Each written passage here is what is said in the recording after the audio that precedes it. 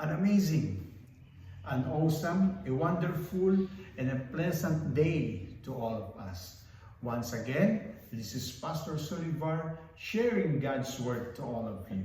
Let us pray. Heavenly Father, we lift everything to you, Lord. With the leading of the Holy Spirit, we'll be able to grasp up the message behind the scripture, and we'll be able to use it in our daily lives for your glory and honor. This is our prayer in the name of the Father, and of the Son, and of the Holy Spirit. Amen. From the book of Proverbs, chapter 24, verse 16, in the New International Version of the Bible, it says here, "For though the righteous fall 7 times, they rise again, but the wicked stumble when calamity strikes." The old saying goes, you can keep a good man down.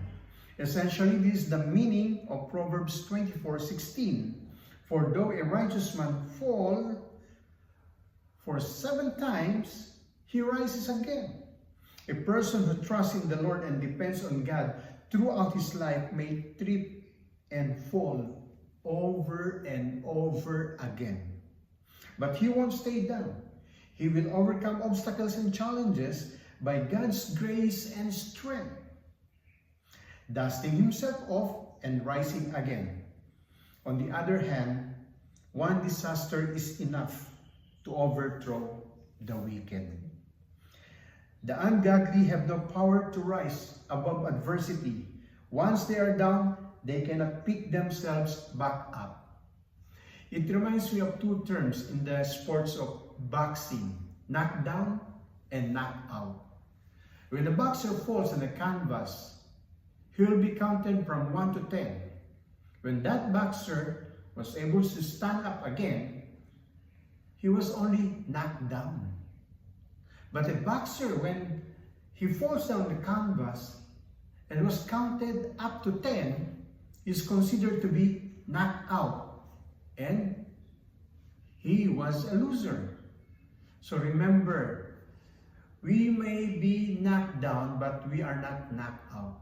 As long as we continue to be connected with our God and we are considered to be righteous in His sight, we may only knock down and we can rise again, face the adversity, face the challenges, face the obstacle victoriously.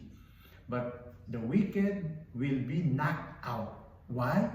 Because he has no connection with our Lord Jesus Christ. He has no connection with our God. And he is knocked out. So, what should we do? Stay connected with our Lord Jesus Christ. Let us pray. Dear God, we lift everything to you, O Lord. And we receive this message with all the understanding that we will be able to be connected with you always and stay and remain victorious, because we are not knocked out. We may be knocked down, but thank you, Lord, for you are with us. We can rise up, we may fall 7 times, but we can be victorious again. And we just lift everything to you, Lord. This is our prayer. In Jesus' name, amen. Until next time, God bless us all, always.